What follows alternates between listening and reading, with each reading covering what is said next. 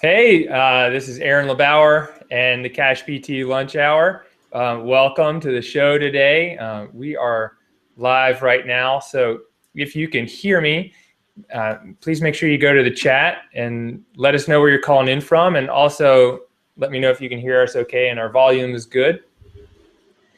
Just a few things about the show today is we are live, so if anything happens on your end, like we get frozen or you get kicked out, just refresh your browser and come right back in. But today I'm super excited for my guest. I have John Rusin on the show, AKA the Strength Doc. John is a physical therapist, strength and conditioning specialist. He has got a podcast called the Strength Doc Podcast, and he does the functional hypertrophy training, which is a mouthful, and a whole bunch of other stuff. You'll see him on YouTube, pumping iron, and on Facebook with elastic bands around his biceps and doing all that kind of stuff. So it's my pleasure to introduce John Rusin. Dr. John, thank you very much for being here today. Aaron, thanks, man. I know we've had this on the books for a while. I've been looking forward to it for months now. So finally we're here and we are live, which is sweet. Yeah, definitely. Yeah, this has been a good one. I think I contacted you last year in 2015 trying to get you on the show. So awesome. Well, will you give us a little background about yourself? How'd you get into physical therapy? Where'd you go to school? You know, how long you've been in the business? Yeah, so right now I'm a sports performance physical therapist up in the Madison, Wisconsin area. And I have spent my entire career really bridging the gap between performance and physical therapy. Early on, like many PTs, many strength coaches, I was an athlete. I took baseball to a Division I level, and I was just bogged down by injury after injury. So I was the kind of guy that was in the training room every single season. And much of the time I loved training around those injuries, but I kind of found that I wanted to be in sports performance because I worked with some amazing coaches early on in my high school career and then in my college career that were really ahead of their time in terms of injury prevention, but also like higher end rehabilitation. So I ended up coaching at the high school and collegiate sector, strength and conditioning, for about 3 months. And then my parents told me, hey, you know, this is cool. You know, you love what you're doing, but I think you should go back to school. So, you know, I thought I had my dream job. I thought I had, you know, a Division I strength and conditioning job, you know, all was good. That lasted a couple of months, headed into PT school. And I actually went to PT school in my hometown of Amherst, New York at Damon College. And Damon was a great school. I had a great, you know, academic background from there. But, you know, they didn't do a whole lot in the realm of sports performance in strength and conditioning. So it was very lucky that I had that specific background, because going into school, I definitely knew I wanted to come back out and be kind of towing the line between performance and high-end physical therapy. So, you know, as I was in school, I continued to work as a sports performance specialist with athletes at the high school and collegiate sector all the way through school. And I actually took my first job out of school out in Southern California at a multidisciplinary practice that had personal training, strength and conditioning, performance training. They had massage, chiropractic, physical therapy, acupuncture, everything in one house. So really, since that time, I've spent my entire career in the multidisciplinary model. Started my own practice years later, and really had a great amount of success doing what I wanted to do with my clients, no matter if they were coming in with pain, with dysfunction, or they just wanted to do performance training. So right now we're kind of preaching the hybrid model, and we're doing that more regularly up here in Madison now. Wow, really cool, really cool. So how long ago was it that you graduated from school? I was in 2012. 2012. Yeah, okay. So not that long ago. People always look at that and they go, how old are you? Or, you know, how have you done so much in this little time?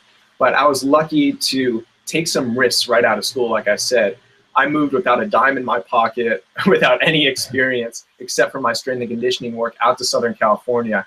And I was thrown right into the fire right away. I was working with NFL, MLB, UFC fighters, people that are worth $1 million plus a year on the field of competition. I was kind of thrown right into the fire on that, but that allowed me to really kind of broaden my wings a little bit and be up for the challenge. So that's the reason I was able to do so much so quickly, and that led to a bunch of different opportunities in my career, even in the last 2 years that I've done in professional athletics too. So it was all that first risk of going out into the unknown, because the majority of my classmates, my close friends that had similar goals that I had, they didn't take that risk. They took $100,000 out of school in the system, and they were happy to do it. And I just took a different route that just ended up differently, I think.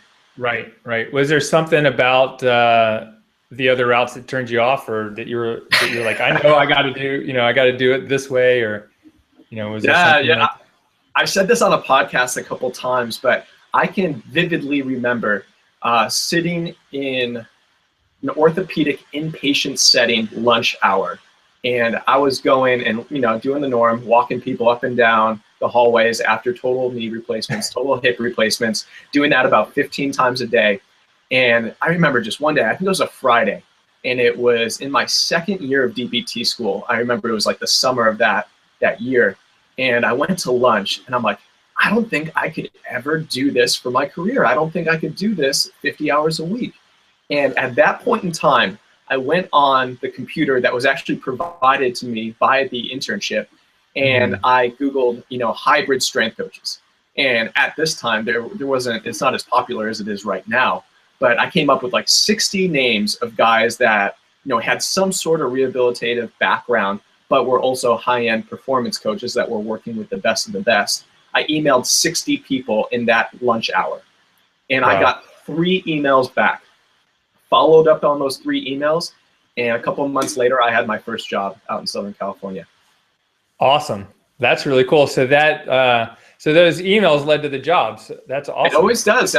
We get so many emails from chiropractic and physical therapy students now, and I'm always positive to get back to every single one of them, because it was only a couple of years ago I was in those shoes. And it takes something special to go out and reach out to somebody that you admire, somebody that you want to kind of go through the same path that they did, because many times it's those opportunities. It's really going above and beyond and reaching out to more and more people to get the one single opportunity that you need. You could email 100, 200 people. You only need one person to help you out and give you an opportunity. And right. That's just getting your foot in the door. Once you have your foot in the door, then you can go and perform and show what you're all about. That's really cool. So did you learn, I'm gonna go in like a couple directions here, but so just thinking about, your experience in school and my experience, like our corrective exercise, like stuff was just, I'm not going to use a bad word, but it was not adequate. I didn't think. Yeah. And then I'm going to go on top of that and say that even my hands-on training, like massage therapy, like soft tissue training, was even worse. And we had good joint mobilization. Like, we did quite a bit, but then we did a whole bunch of other stuff. But I still feel like I'm struggling with like my performance training. Like when I see these high level athletes, even though I did that similarly myself. I was raced bicycles at the top level, and it's still very different in teaching someone how to do it, or bridging rehabilitation to performance training. Now, have you done did you get most of your performance training stuff before PT school, or did you go and learn through some of the mentorships or other courses, or where did you find all this knowledge? Most happened before PT school. I did it at a high level before entering school. But that's not to say that it's not just a continuum of education, up to today. I spent the morning studying and reading and kind of all the stuff that I want to implement in with my clients and my patients. But I'd say that I didn't get too much in terms of exercise in the academic setting in DPT school.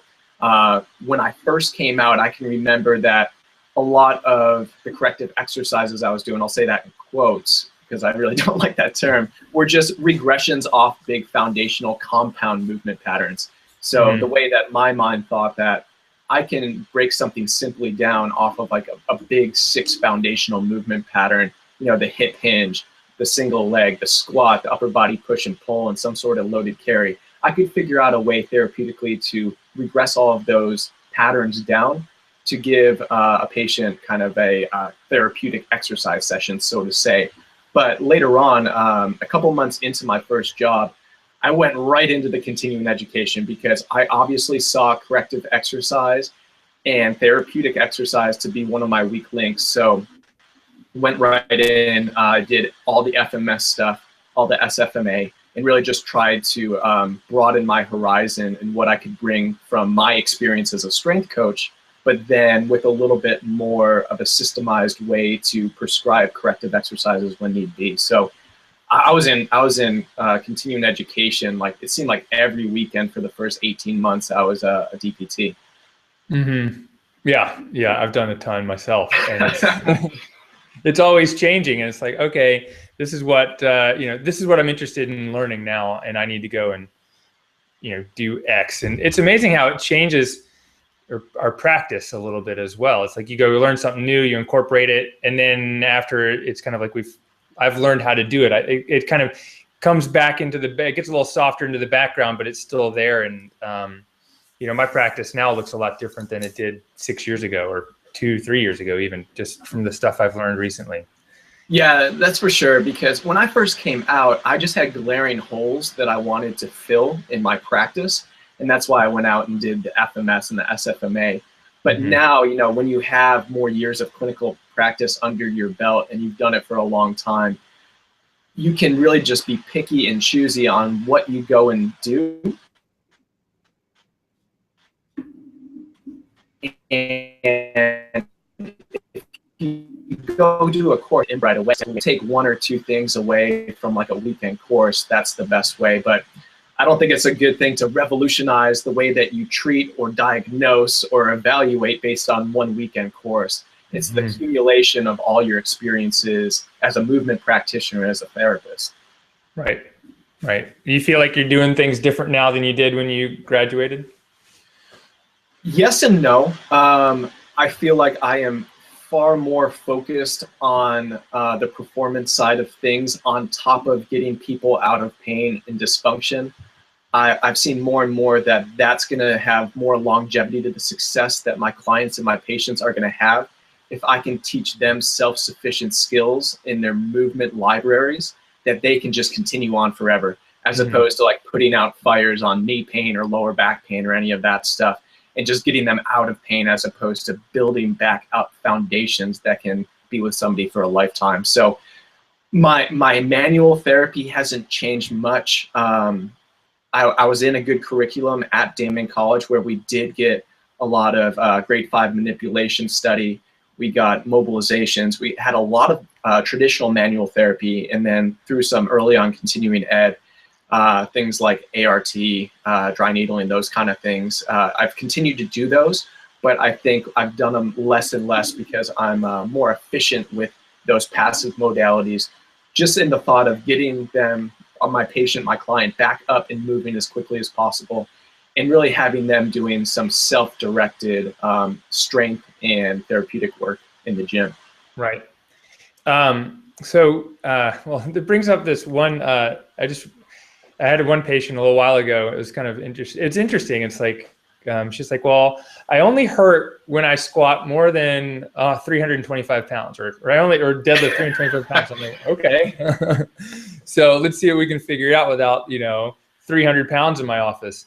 And it was interesting. I just took her through a full evaluation and found some deficiencies in her thoracic extension. And we did a few things. She went home and it was just like, boom. I mean, it wasn't a quick fix. I mean, it was the quickest fix I've had in a long time, because it was making a correction for someone that already knows their body and is already really aware of what they need. And then it was a follow-up and things were good. And that's just so very different than what I see a lot of times, Yeah, for sure. It's almost like when you work with a specific clientele that really knows their body well, it's not like you have to be a professional athlete. We're not talking about that.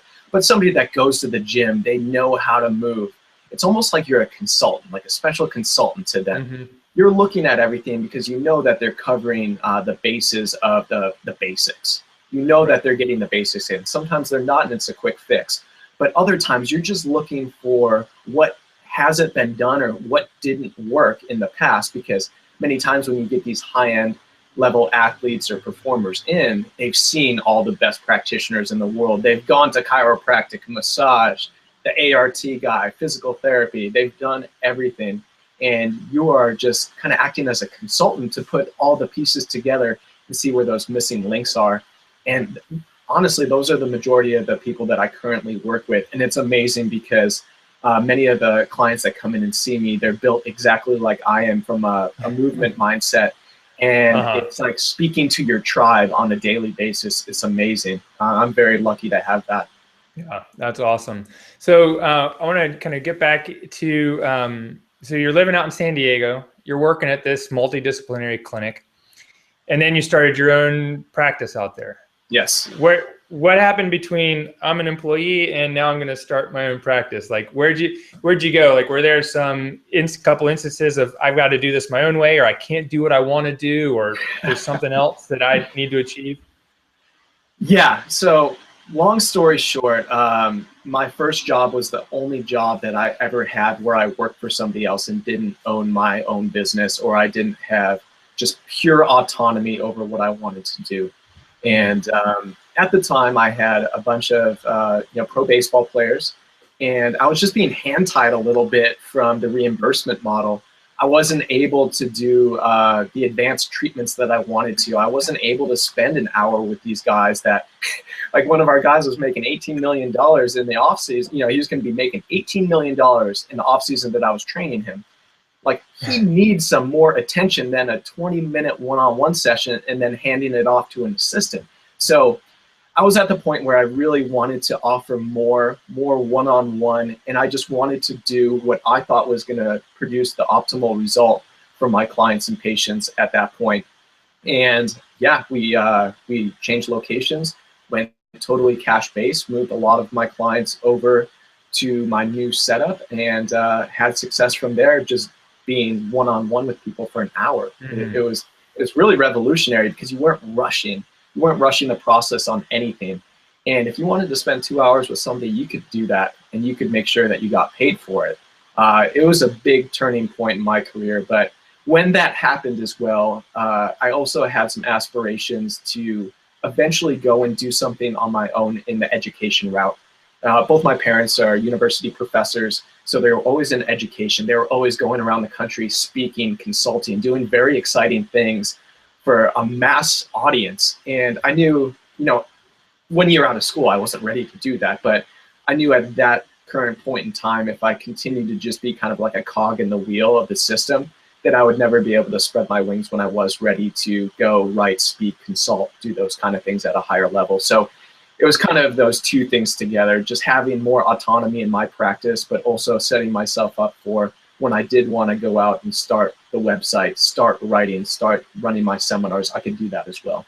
Yeah, awesome, really cool. So was there a point at which you ever considered in-network, or it was just like the in-network thing was what was holding you back, and it was just not an option? I mean, this is going to sound really bad on a business webinar here, but yeah, I didn't want to have to worry about anything except for my interaction with my clients and my treatment strategies and my programming.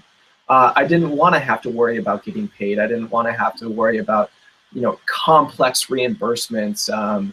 So I was under the mindset, obviously being younger than I am now, that I wanted to keep things simple, and I wanted to put all my eggs in the actual X's and O's of physical therapy and performance. So, the simplistic model really spoke to me more and more, but I was also lucky to instantly be in a demographic out in Southern California that, cash-based physical therapy wasn't like unheard of. There's parts of the country where it's very, very rare, but at this point in time, there's a lot of specialists out there in medicine, in rehabilitation, in preventative medicine that were doing cash basis and having great success. So I had a pretty good network that had success with it before I jumped in. Great. There's the other side to your business too. You've got this really great online profile, just the drjohnrusin.com, website with your strength coaching, your videos. How'd you get into doing that? Where did those ideas come from? The ideas were always there. I was having this big debate on Facebook yesterday because I was on a call yesterday with Pete Dupuis, who is the business manager of Cressy Sports Performance, which is arguably the best sports performance gym in the entire world for athletes. And we were laughing because it took him 7 years to actually come out with anything professionally, on his website. He developed his website, he developed his own personal brand and all that stuff. But he was having a good deal of success in the gym itself in the last 7 years. I was very similar. I was doing it at a high level. In 2008, I was training people at a very, very high level, collegiate and professional people. But I didn't feel like I had the career equity yet to jump in and be an industry expert. Mm-hmm. I'd be a self-proclaiming expert at that point. So it did take me years and years and years of continued practice, obviously going through PT school and then practicing PT, continuing to train and treat. And really just tried to make something that was unique to my skill set, to the point where one day we decided, my family and I, 2 kids and my wife, actually it was 1 kid at the time, we were gonna move up to Madison full time. And at which point I didn't have a license in the state of Wisconsin. You know how that is. You have to get registered in the state and do all the crap that you don't want to do. But I had about a 6-week period of where I was just nowhere. So I couldn't really do anything, kind of sitting around. And my wife was like, I was writing a tiny blog at the time. I should mention that. Mm-hmm. I mean, the kind of thing where 30 people a week would look at it, 25 of which was like your close family and friends. Right. And about 2 weeks into this 6-week stint of doing nothing up in Madison, I got an email from a prominent editor of one of the most popular performance websites in the entire world in the fitness realm. And he's like, hey, I like your stuff. Work on something for us.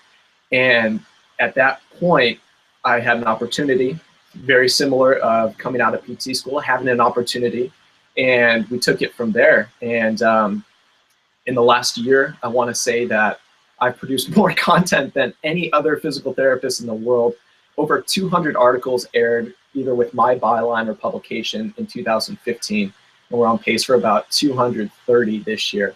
But one opportunity opened the door, and I had 6 weeks of free time, and I started really pumping out the articles because I had a lot of years behind my expertise that I hadn't written anything about yet. So it was almost instantly in those 6 weeks, I was able to write 15, 20 articles and get them into some very good publications, at which point we had success. And 8 months later, we had our website up for the first time. That was actually a legitimate website where we could really extend our ideas out into the industry.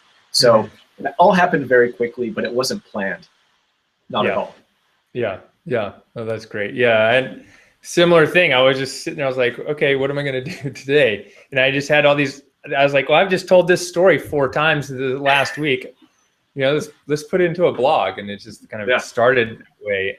So I think a lot of people, a couple questions I get, and are, well, how much are you doing consulting, and how much are you doing practice, or how much are you, where'd these ideas come from? Where'd you get started? And I think it sounds like you had the similar experience. It's like you have some time, you have the ideas in your head, you finally get time to write it down, and people are, want to know about it. And a big part, I think, is just putting yourself out there as well. Absolutely.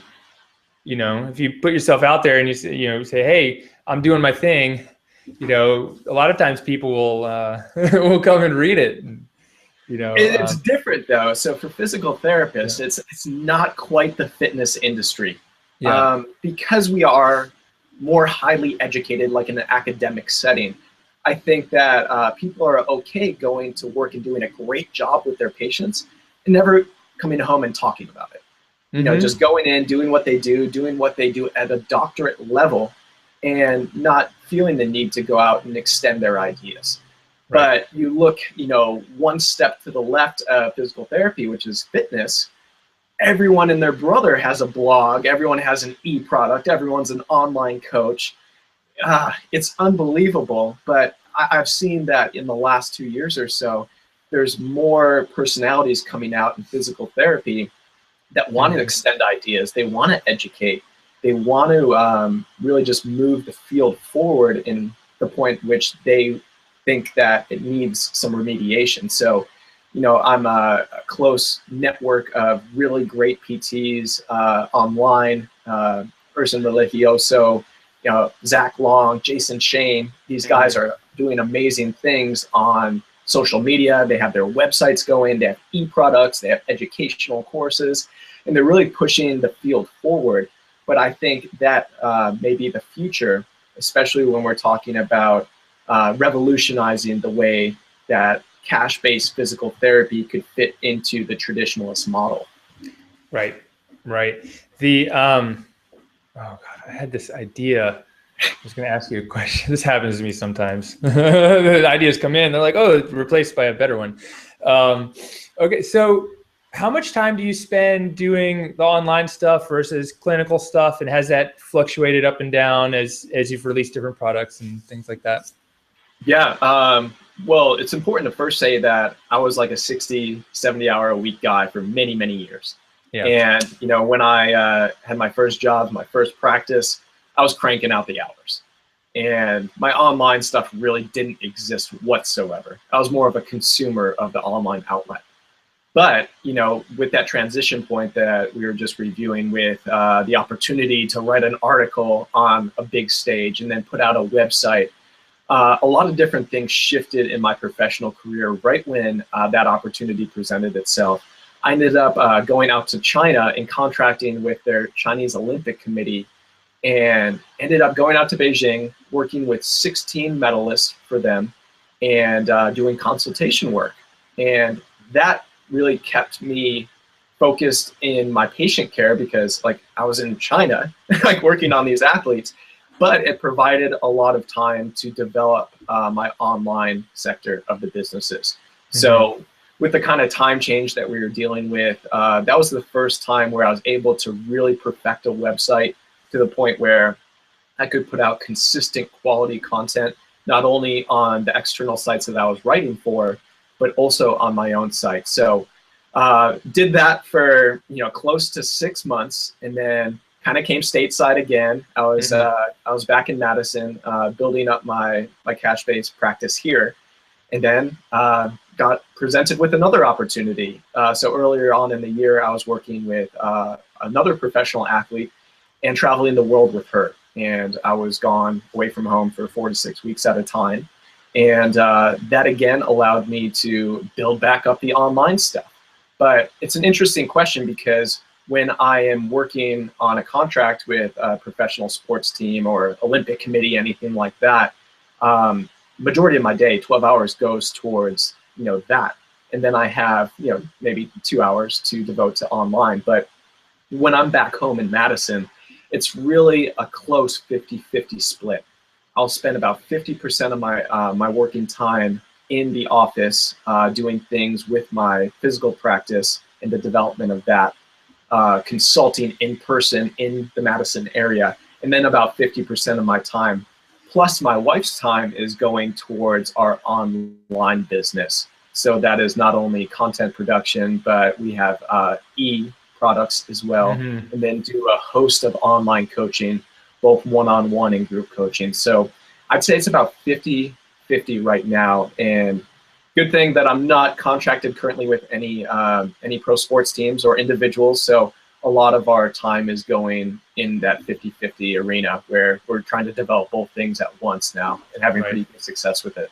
Yeah, well, you've got an awesome website, and one of the things I want to point out is that whether it's online consulting or not, the website that you have has got a lot of features and things going for it that anyone here listening can use in their own practice. So putting out awesome content on a blog, providing content and information that's downloadable, images, those kinds of things. I mean, it's whether you're marketing an online business or a physical business, a lot of those things work for both. And yeah. I mean, you do a great job at it. And I want to point that out to people so they're not thinking just, oh, well, I have to have an online business to do that. If we have a physical practice, it works the same way. A lot of those same strategies and techniques work for that. So I appreciate you sharing that information.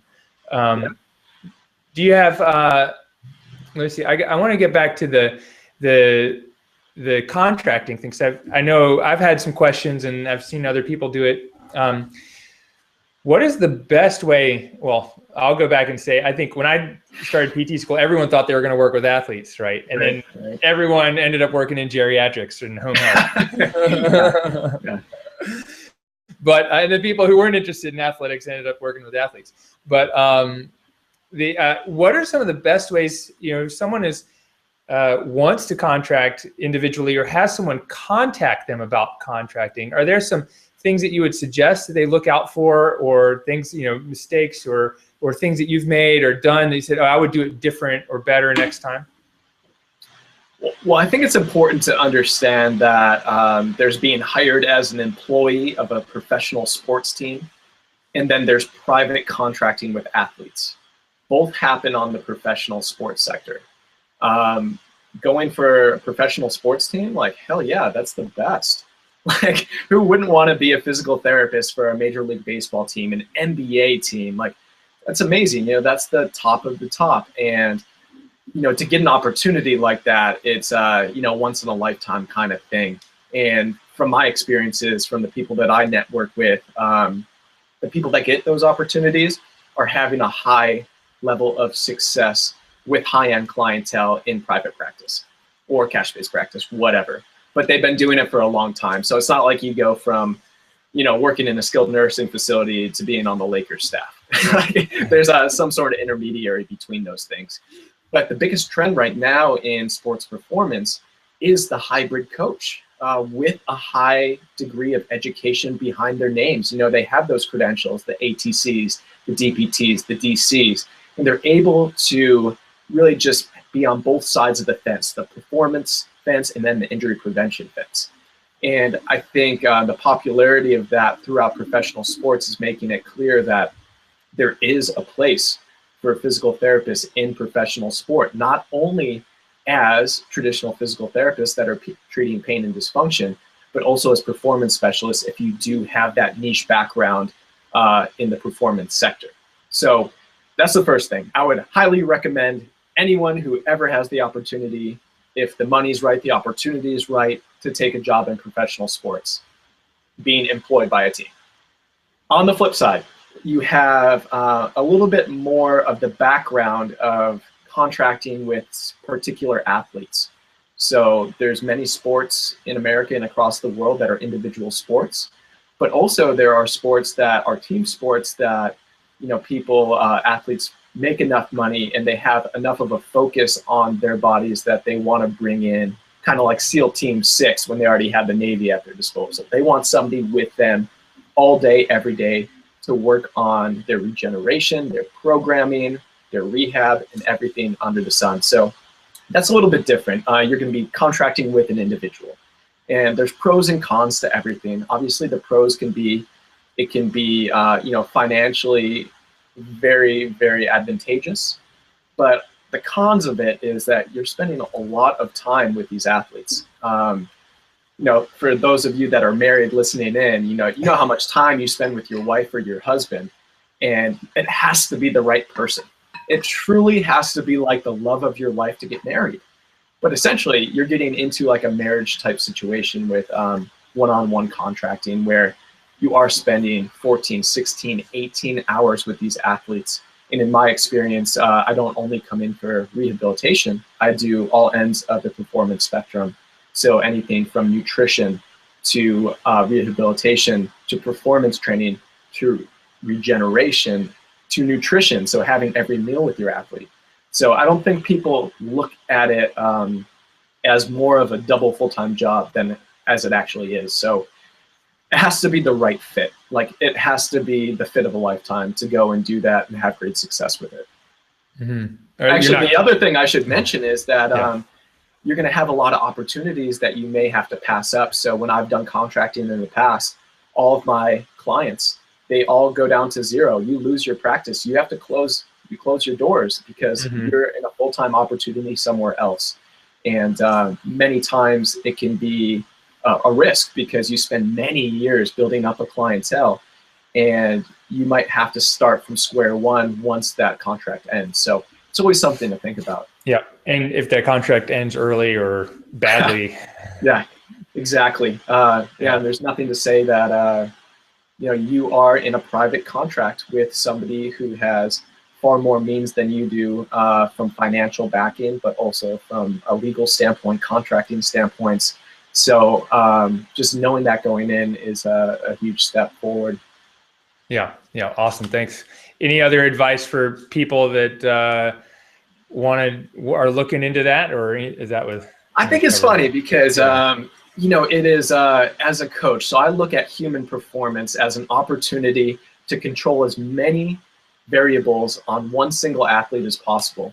So it's almost like the holy grail of opportunities if you get the right person, because what other opportunity would give you that amount of contact time with one individual person? It's like you can have your Frankenstein if the buy-in factor is there. But on the same point, it's a double-edged sword. If the buy-in factor is not there, then you're spending multiple hours really trying to force feed what you believe to be the most advantageous path for this athlete, for their performance, for their longevity, and everything in between. Right. Right. Now, how are you bringing in, so let's take that to the next place. So how are you bringing in this strength training in your treatment sessions? And how does that add, and then I want to take that to how is that adding more value for your treatments? But tell me, like, how are you incorporating strength training, and like, what's the typical person you're seeing?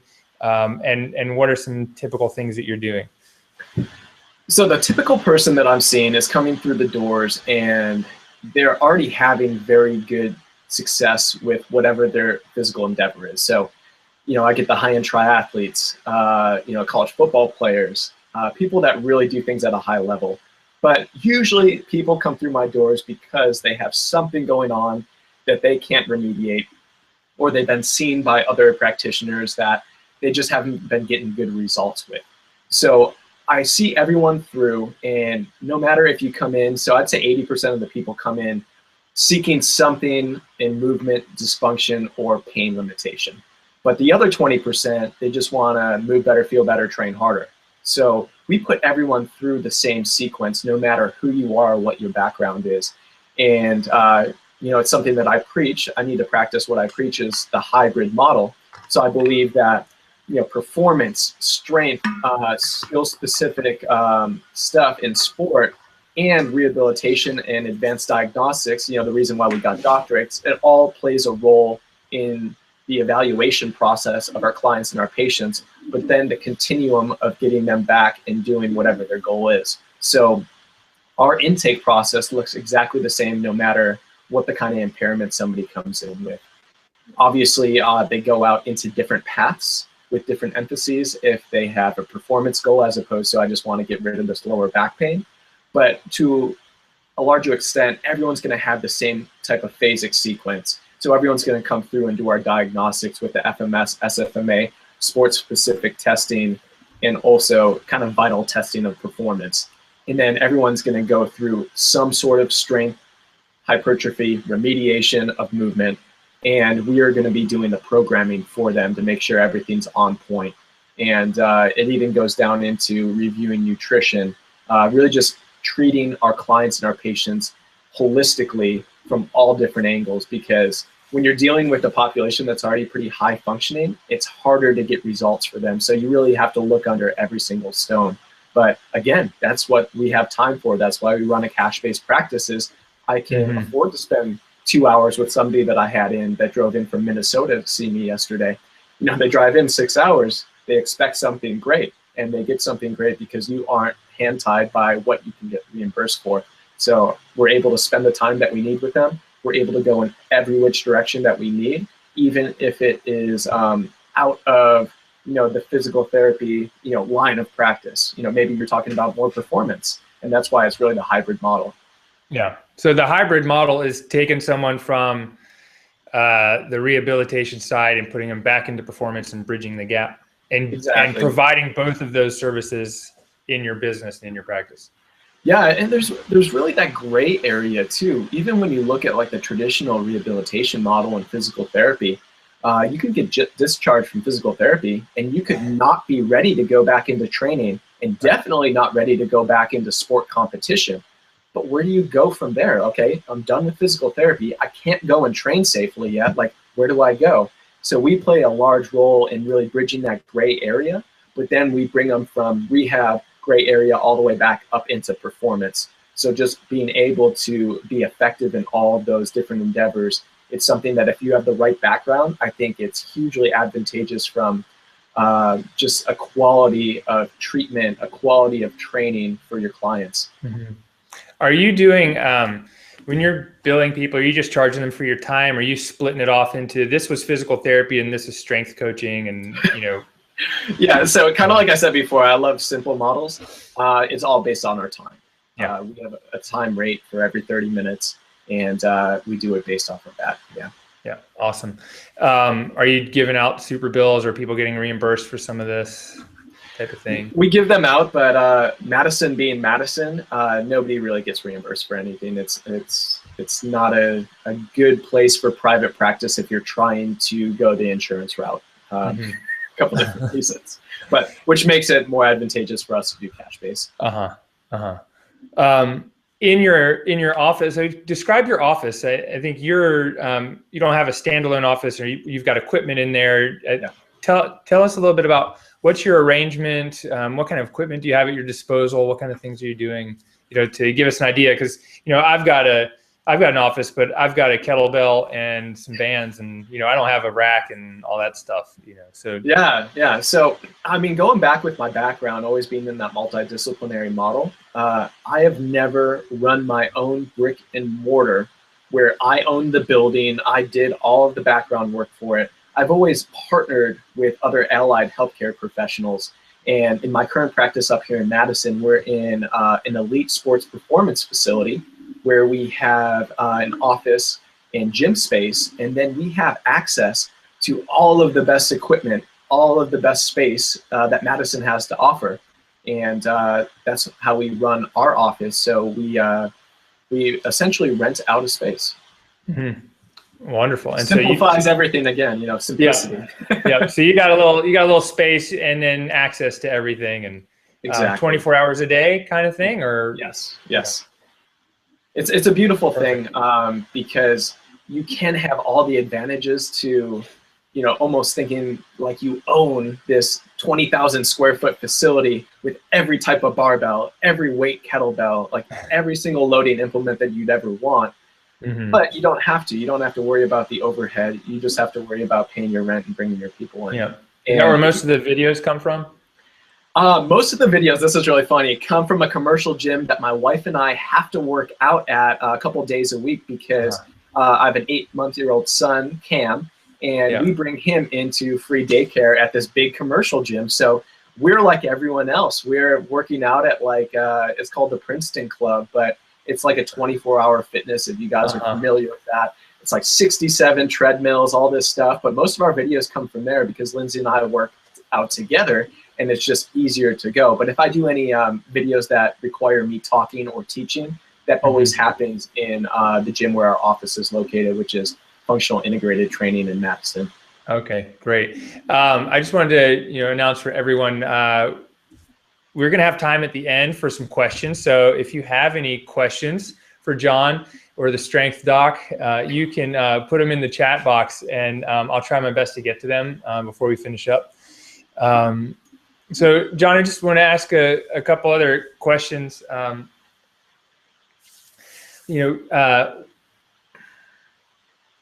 With everything you're doing, how are you balancing your work and your own working out, your life? How are you balancing that out? What are some of the things that you're doing? Because it's important not to just work 180 hours a week, right?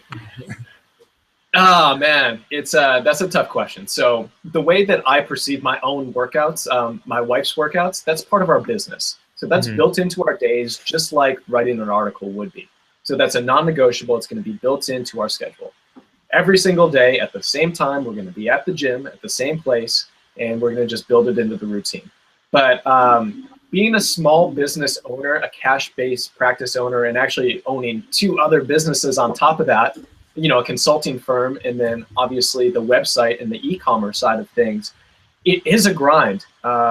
we are just trying to grow as much as possible to try to provide the best content we can for our readers, the best really experiences we can for our clients online doing our programs. So between my wife and I, we work all day, every day, pretty much for 7 days a week. On Sundays we'll be a little bit more lax. We'll get our work done earlier on in the morning and have the days. But that's the pros and cons of being your own owner of the business. You don't get to check out at Friday at 5 and be back at Monday at 9. That just doesn't happen. People need things, especially with what we try to over deliver with our programs. I want to be in constant contact with my clients because that's how they get the best results, and that's how we just keep moving this thing forward. So, it's a little bit better because we can work from home. We can go on vacation and have our computers and still work. But then, we're still working on vacation then. Right. So, everyone's goal is to always get it to a point where you can back off the hours. But, right now with the success that we're having online, we are just putting more and more and more hours in to try to build something truly special that's not just making a spike up in the industry for a year or two. It's something that's going to give longevity for decades to come. Yeah. So you've got a long-term plan. We do. We do. We have a long-term. What's your 5-year, 10-year? What's your goal? Well, our 5-year, on the content side of things, I don't think I can physically produce any more content than I'm currently producing. I think like 220 articles is about my max for 2016. It's never going to get more than that. So it can't be like more and more and more and more. But we're going to start to really just depend on our programs and coaching more people in large groups moving forward. Things like my 12-week functional hypertrophy training program or my 12-week muscle prescription program, where I spend, countless weeks full-time developing these custom programs for people, them getting on them. But people, hundreds of people can have a great amount of success in the same program as opposed to coaching every single person one-on-one through something. But as physical therapists, we are thinking that we need to be one-on-one with everyone. And sometimes pain, dysfunction, it warrants that. But for a majority of people in the fitness space that just want to look better, feel better, function better, maybe lose some body fat, gain some muscle, I'm going to be putting more of an emphasis on these big programs and putting more people into them because I'm able to coach more people, have a bigger influence on them, but also we can have more of a lifestyle hopefully in 5 years. Nice. I like it. Yeah. I like it. So with your online coaching consulting stuff, it was pretty much just you and your wife, is that right? Yeah, it's my wife and I, and then we have a full-time web developer that we work with hand in hand on a daily basis. And he's really the cornerstone of our online platform, as my wife and I are not tech savvy by any means. Like, that, just getting this webinar set up with me. Our big focus is customer service, quality content, and me treating in person. And we leave everything else up to him because if I was trying to learn about web marketing strategies and all of that, I would be doing my clientele and my patient load a disservice, because in my mind, I think I should be really focusing on giving them the best. And it can be done, but you just have to delegate it out to something different if it's not your true skill set. Right, right. Just a couple of questions from the audience. So, what's your biggest piece of advice? This is from Emily, for a soon-to-be new grad who aspires to work in the sports world. She says she's accepted a sports residency position, but I know the sports world is very select, so any advice on the best steps to ensure success that would be appreciated.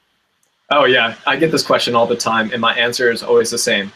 Are you training yourself? Are you in the gym multiple days a week and trying to master your own body, knowing what movements feel like that that academically exist? Can you execute those movements, and do you have some sort of movement practice? Doesn't mean you have to go in and squat 4 plates every single time that you hit the gym, but it does mean that you have some sort of movement practice so you can master your own body, to know what things feel like so you can be a better communicator to your clients and your patients. On top of that, you need to be training human beings. So many times DPT students think that personal training is below them because you don't need a doctorate to personal train people. But in my mind, movement is movement. and communication is communication. So the way that we can communicate movement, it doesn't matter whether somebody's in a personal training situation or in a therapeutic exercise situation. It is very similar. And trying to get your foot in sports performance or sports medicine, having that background, not in the knowledge of sports medicine, but actually the practice of it is huge. So go volunteer at your local university in their varsity weight room. Go pick up a side gig for personal training at a big box gym. Just do something where you're communicating movement with a clientele. I think that is so, so big. And then once you get in early into your career, don't be afraid to go and train some people on the side. You know, I was training 20 hours a week when I first came out of school, and throughout school, I was in a varsity weight room for 3 years. So not to say that my path is the only path, but I think you truly do have to be going out and really just trying to get more man hours on human movement. And that's not necessarily something that you're going to get in your laboratory sections of therapeutic exercise. That's awesome. I love that answer. Yeah. You know, so we gotta, it's like basically we gotta walk the walk. If we can't try to replicate it ourselves or even have just a movement practice, it's hard to communicate it. Even when I'm teaching yoga, I'll say something. I'm like, did I say left or right? And like half the class is doing one thing, half the class is doing the other. But that's great. There are another couple questions. Some online stuff. So I'll just kind of conglomerate them together. Are you doing physical, like online Skype sessions with coaching people? And are you doing that as physical therapy, or are you doing it just as like performance training? I'm doing it, yeah. We run hour-long consults, and then we manage one-on-one clients. Most of them come in with some sort of movement dysfunction that warrants them not being a good fit for one of our big single-cell programs. And yeah, we do FMS on people. We do evaluations, diagnostics, video correspondence. We do everything and then some. So are you doing the initial online, like through video, or are you doing it like in-person video and then follow up on in-person evaluation and follow up online? Are you doing? No, we're doing it. We're doing everything Skype-based right now, because a majority of people that don't have access to really good rehab practitioners are not in the U.S. They're not in Canada. They're in Europe, or they're in Asia or South America, where our education and our expertise as, you know, American educated DPTs, it really has, you know, some ground to stand on in other countries. So many times we're doing consults internationally. So that, yeah.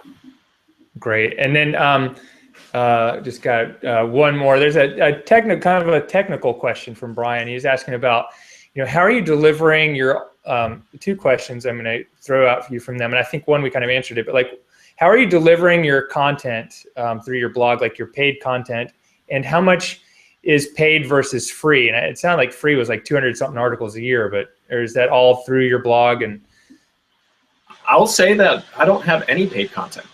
Yeah. There's nothing. Every single thing that I do at this point in my career is free. If I put up a video, it's free on my YouTube channel. 700 videos over there on YouTube. Absolutely free. If I put up an article on my website, it's free. If I write an article for tnationbodybuilding.com, Breaking Muscle, it's all free. But the only programs that we have for sale are our actual programs. So if you want to do consult calls with me, if you want to purchase a 12-week program or a one-on-one coaching program, that's all that we have right now. But there's nothing like hidden behind a member payment site or anything at this point. Great. And then are you delivering, how do you deliver your FHT programs? Is it a download? Is it a download and a consult, that kind of stuff?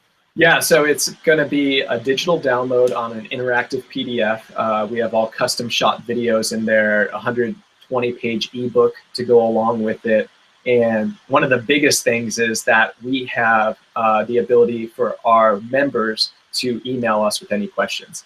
Like, that's like unheard of in fitness. Usually if you buy somebody from somebody, they're like, all right, I don't want to ever hear from you ever again. You'll never get an email back. But I think it's really refreshing that my wife and I are taking daily emails from our clients and our members that are on our programs, no matter if they're a one-on-one client, consultation client, or they're buying like my FHT program. But it's a personal connection. That's what people want. And when they figure out that you're there to help them, not just sell stuff to them, that's a huge buy-in factor. And the results are have been really, really great with it. Great, great. So I'm gonna put up John's one of his free downloads, the six phases of the dynamic warm up, and that's free. If you guys want that, you just click on the image. But will you tell us real quick what's your dynamic warm up and why is that important?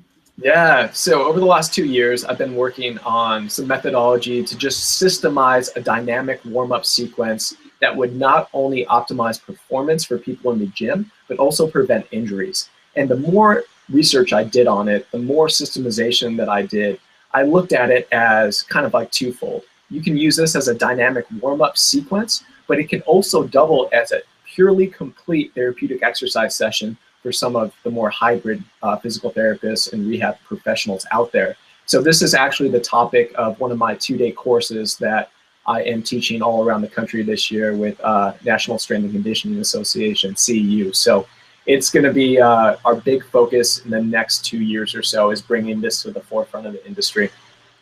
Wow, really cool.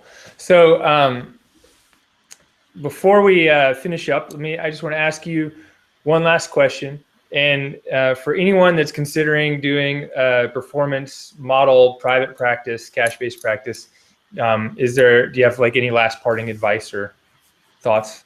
Yeah, ingrain yourself in the community that you think that you fit into. If you're a CrossFitter, boom, hit the CrossFit community up, because your tribe are the people that are going to stay with you. If you can make those human connections with people, and then you can bring the professionalism thing in, all of a sudden you're going to have an instant clientele there that not only want to have your services, but they want to be around you and what you believe in. So for me, it was sports performance. I always wanted to be around the athletes, and I made that into my focus.